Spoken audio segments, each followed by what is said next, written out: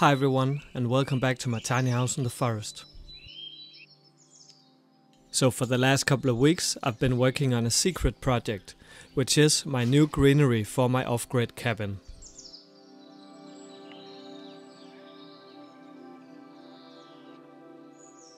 And I have really been looking forward to getting a building like this, because a greenery can increase my overall self-sufficiency factor, and hopefully also my life quality. Because this greenery is not only for food production, it will have a variety of functions, but I'll talk more about that at the end of the video. But until then I'll just show you how I chose to construct the building as sustainably as possible. With reused and local materials and an eco-friendly wood treatment.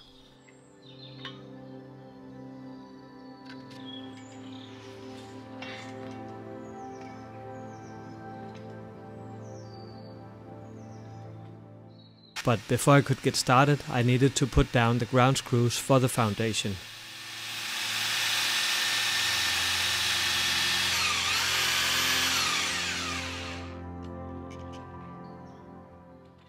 I also use these for the main house. These are 1.4 meters long and have the advantage that they don't pollute the ground with concrete. And once they were in the ground, I could begin the actual build.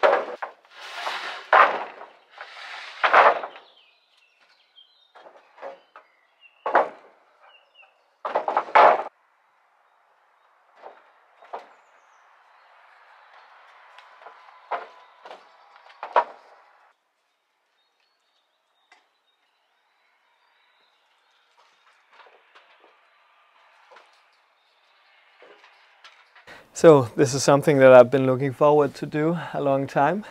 enjoy the space outside of the house, because it's perfect. This position right here is perfect for catching the sunlight in the morning, and then it will be fully heated during noon, and which is great for the tomato plants that I plan to have out here. And then it's a bit more shaded in the afternoon when the sun is really hot, because I have some tall trees over there, so it should be bearable to sit here also in the afternoon. But yeah, just having a room like this is amazing, because like you get so much sunlight, and just to be enjoying this space will just be amazing, to sit here maybe and write on something or editing my videos for YouTube. Like, I'm really looking forward to that, because it's such a comfortable room already. Yeah, but it's also been like a tough process, and not that I should complain, but oh, I just feel everything is such a mess right now. Like, it's a mess in the garden with building materials, and it's a mess inside of the house with all the things that I need to get done in there. Like the kitchen, I don't have a proper kitchen yet. So it's really, really messy around the kitchen, because I don't have any place for the plates or for anything really, and I can't really store food at the moment. So I've just been focusing on everything else. So I feel like I live in a building mess, and the floor is not clean really, not totally yet, because I need to scrub it, and I don't want to be doing that before I've installed the new kitchen, which is something that I'm waiting for, because a guy from the sawmill, or the guy from the sawmill, he's preparing a piece of locally sourced wood from the area that will be my kitchen counter. And it will make for a very rustic and beautiful, I hope so, kitchen, with the upcycled old furniture and this new plate that he can sell me and produce for me. And so yeah, that is something that I really look forward to have a kitchen, a proper kitchen, because you take for granted in a normal house, I guess, how much you really use that kitchen. And right now I just feel like I'm living in a building project inside of the house and outside of the house. But hopefully I will be done with this structure by the end of the week, and it's Tuesday now. And then I can free up some mental space to maybe start the kitchen come next week. Because that will be just a huge milestone. This room is a huge milestone too, because once I have this up, I can get the tomatoes out, and they need to come in a greenery, or some kind of a greenery at least, and yeah, pretty soon. And so that's why I prioritize to do it right now. But then I really need that kitchen, and also the porch, because one of the things that I need to do also pretty soon is to get some sidings up on the outside of the house, because it really needs to have that. But like, I needed to have this deck installed, because it needs to be screwed into the house before I put up the siding, and the same with the porch. So I think I'll focus on the porch and the new kitchen come next week, because then the week after that I can start with the sidings on the house. So there are a lot of things all at once, and all the garden stuff as well, that I really need to be thinking about. So it's it's a bit tiring at the moment. But soon enough I will be done with these major projects, and then it's just like garden stuff that I will focus on. Then I have some minor projects over the summer, and then I will build the cold room over maybe the autumn. So there is some time before I need to do that at least. So, but right now I think I'll need to put some beans in the ground, because it's May, so it's hot enough here in Denmark for putting beans in the ground. So I'll need to do that, and then I'll go visit my mom.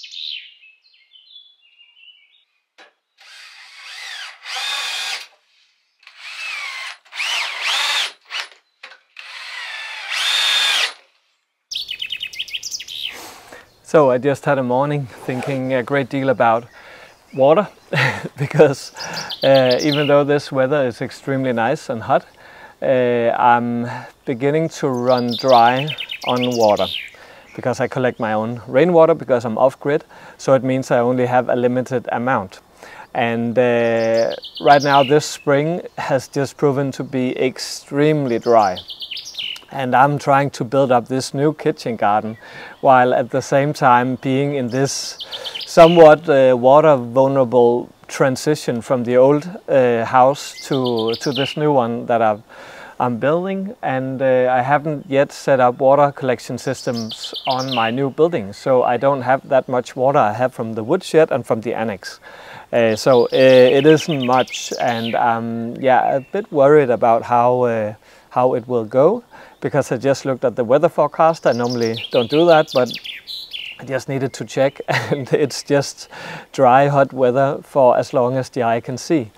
So it will be interesting to see if I can actually start up this garden and how I will manage. So one thing that I was reminded of today was the fact that actually one of my own design principles, I would say, because I reuse the water from the dishes in my garden, and it's not an issue because I use biodegradable soaps, so it's not toxic. But it was just a good reminder for me, because that's actually why I chose to live off the grid. It's not like pure necessity, it's more like because I wanted to rediscover how I can learn to live more sustainably by saving on resources. So that's why I reuse the water, and thereby demonstrating this more circular view of resources in a household. And that was one of the main ideas from the get-go of this project when I built the first tiny house, because that's in many ways what we don't do in our modern society. We have this more linear way of using resources where we buy something and then we throw it out. So it's linear because it has a beginning and an end. And out here it's more like circular because every resource will be reborn in a new way. But it's not always fun, because now I really get to feel the consequences of it. But that's the whole point. But also what it does to you on a personal level when you need to think about, okay, what do I do now? Because the resources on my property are scarce. How can I get by despite of it? And that's an interesting journey for sure. It's something that you really learn from, because you really need to think outside of the box and think in different solutions. So I don't have the answers for what I will do right now, but I'm thinking about it. And and right now I'm just finishing up this room, this building. So I'll just carry in the boards for the floor, and then hopefully I'll be done with it tomorrow, because today it's Mother's Day, so I need to go and visit my mom and my family, and I'm looking forward to that. So I'll just finish this up later, and then I will put in my cucumbers and my tomatoes in this behind these windows, so they can get a lot of heat and sunlight. And for the first time I will hopefully be able to grow those type of plants out here, and I'm really looking forward to that. So I better get going.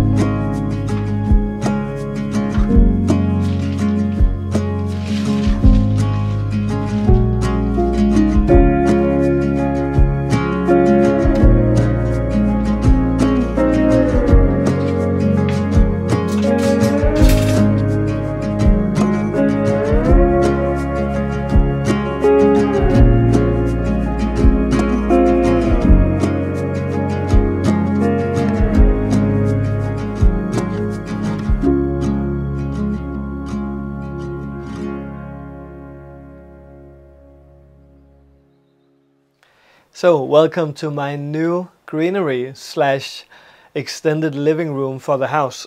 So it just feels extremely nice to finally have this room, because now I can have all my tomatoes and seedlings and small plants growing out here, and I don't have to worry about it too much because they can more or less take care of themselves. So it's really nice to have a room like this.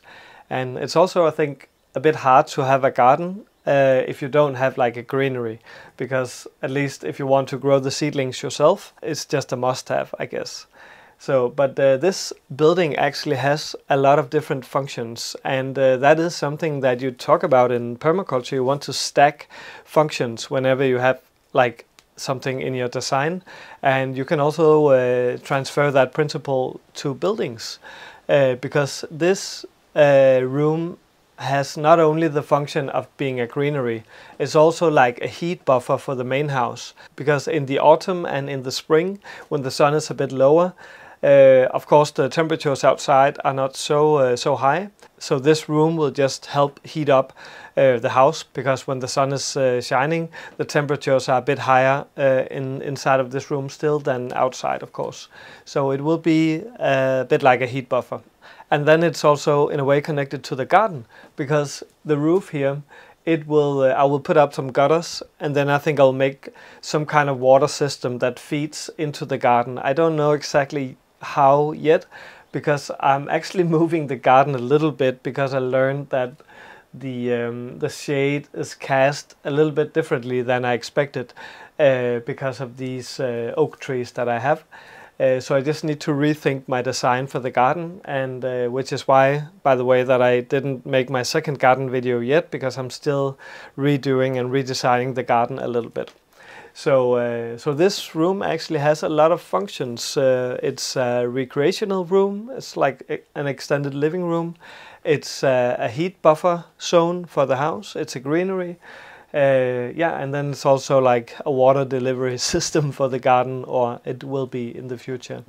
So yeah, very permaculture-like way of looking at a building, I guess. And then the materials are fairly sustainable. Like the windows are the same type. I bought them from the same guy that I bought the windows and the doors for the main house, because I found it on something like Craigslist, and it was just incredibly cheap. When you think about that, it's all mahogany and it's very, very good quality, so it can really last for a long time. Yeah, and then the cladding for the house, for the greenery, yeah, it's wood from this area, produced on the local sawmill. So yeah, so it's pretty local and pretty sustainable, and the rest of the wood for the house is also Danish spruce. So it's pretty yeah, pretty low CO2 and pretty eco-friendly built. Yeah, even though all of it is not from yeah, my own property. So, but right now I'm just taking a bit of a rest, because I have a friend come over tonight, and we will have potato and rosemary pizza and maybe some wine. Oh, and I also forgot to mention that I will install a door as well in this room, but originally this door was going in, but I realized a little bit late that it was actually a bit too high, because I thought that it had the same height as the other terrace door, but it didn't. It was actually quite a bit higher. So I needed to find a new door, and luckily I found one that matched in the design, despite not being mahogany as the rest, but I'll just paint it. And I'll just have to install that maybe next week. So, but anyways, thank you so much for watching. I really hope you enjoyed it, and maybe also found some inspiration. See you again next time.